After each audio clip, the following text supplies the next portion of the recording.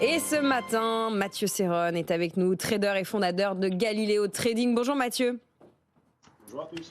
Dorian Abadi aussi est avec nous, analyste au PCVM et bourse chez Meilleur Taux. Bonjour cher Dorian. On va démarrer avec Mathieu.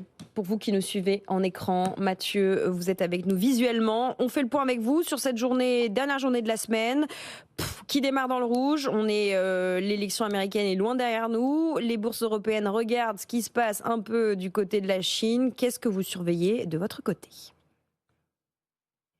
On peut s'attendre probablement à une séance en roue libre avec une semaine qui a été très agitée. Quand on regarde le CAC, on a 3% d'écart entre les extrêmes depuis le début de la semaine et pourtant un indice, Étienne en parlait tout à l'heure, qui est en recul de 0,20%, qui évolue à proximité de ses plus bas récents. Vous voyez, pendant que les US, sur la semaine, on est sur des hausses de 4,5-5%, nous, on est proche de l'équilibre. Ce qui est à remarquer dans cette phase-là, c'est qu'on a des mouvements qui se font en ligne droite. Vous voyez, les mouvements sont très algorithmés.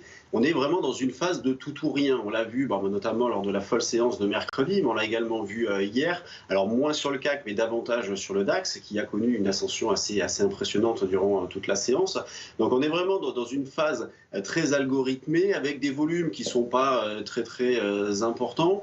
Moi, dans ce contexte-là, eh bien, sur le CAC, j'exploite toujours un biais plutôt baissier, considérant que tant qu'on évolue en dessous des 7670, on reste plutôt du mauvais côté. Je surveille de près le pivot moyen terme qui se situe autour des 7325, 7350 points, considérant que si jamais on passait en dessous, on entrerait probablement dans une zone de turbulence avec en ligne de mire les plus bas du mois d'août, autour des 7050 points. Donc il n'y a pas véritablement de changement sur le fond, des marchés qui évoluent nerveusement. Moi, je cherche à vendre sur rebond et dans l'état actuel des choses, j'aimerais bien le faire dans la zone des 7450, 7470. Alors, c'était un petit peu l'idée que j'avais en début de séance. Là, on s'en est un petit peu éloigné, donc il faudra peut-être que je revoie ma copie. Mais voyez, des marchés qui sont très nerveux, avec des écarts que l'on retrouve, des écarts importants sur les valeurs. Vous voyez, Étienne parlait tout à l'heure sur les valeurs de JC-Deco. JC-Deco, on a 10% d'écart entre les extrêmes de la séance. Donc c'est vraiment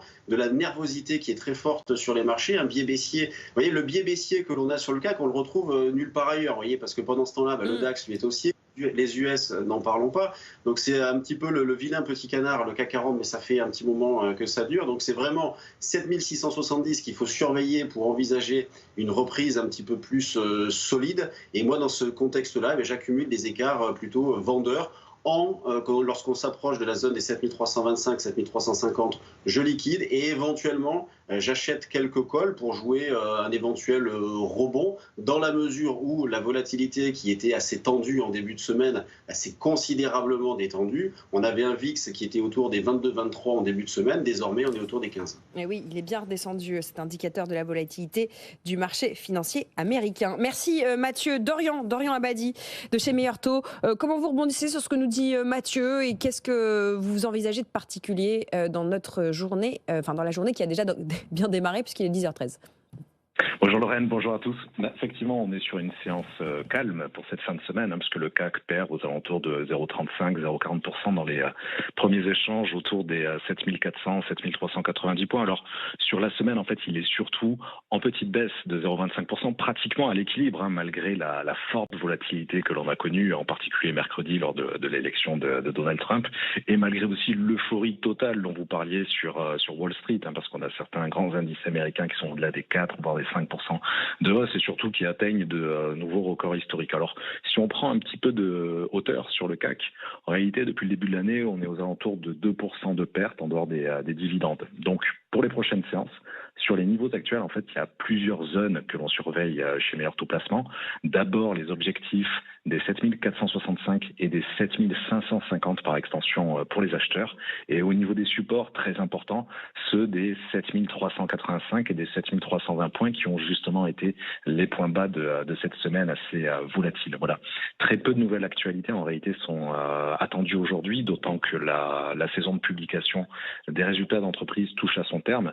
Donc ce matin, en fait, on continue surtout de digérer la baisse des taux de la Fed qui a été annoncée hier soir. C'était une petite baisse très attendue par le marché, moins 0,25%. Et l'autre actu forte, alors vous en parliez un peu plus tôt sur votre antenne, c'est cette nouvelle vague de mesures de relance économique en Chine. On n'a pas encore tous les détails. On parle simplement de plusieurs centaines de milliards d'euros qui pourraient être injectés dans le circuit. Voilà, donc on attend d'en savoir un petit peu plus, notamment pour les valeurs du luxe et le CAC plus largement, très fortement pondéré sur le luxe. Un dernier mot enfin, bien sûr, maintenant que Trump a été élu, ça va rappeler aux investisseurs la période 2016-2020 où on surveillait de près chacun de ces tweets pour décortiquer l'impact boursier qui pourrait en découler. Et aujourd'hui, donc c'est plus que jamais vrai, singulièrement pour les valeurs qui dépendent de la Chine et des États-Unis, soit pour leur chaîne d'approvisionnement, soit pour leur vente de produits. Voilà, ce plan chinois, ou plutôt les annonces autour du plan de relance chinois et la fin de cette réunion du comité permanent du Parlement, on va en reparler dans une petite demi-heure avec Jean-Marie Mercadal, le directeur général de Saint-Sicap Asset Management du groupe Ophi Invest, qui va nous raconter depuis Hong Kong, voilà, non seulement cette grosse réunion politique, mais aussi on va débriefer l'élection américaine, comment c'est vu du côté de la Chine continentale, mais aussi de Hong Kong, Taïwan, et puis peut-être on ira jusqu'au Japon. Merci beaucoup, messieurs. Merci Mathieu Serron, Galileo Trading, et Dorian Abadi, Meilleur Taux. On vous retrouve en podcast et en replay pour le match des traders, pour ceux qui vous auraient attrapé en cours de route. Ça se passe sur notre site et notre application. Très bonne journée à tous les deux.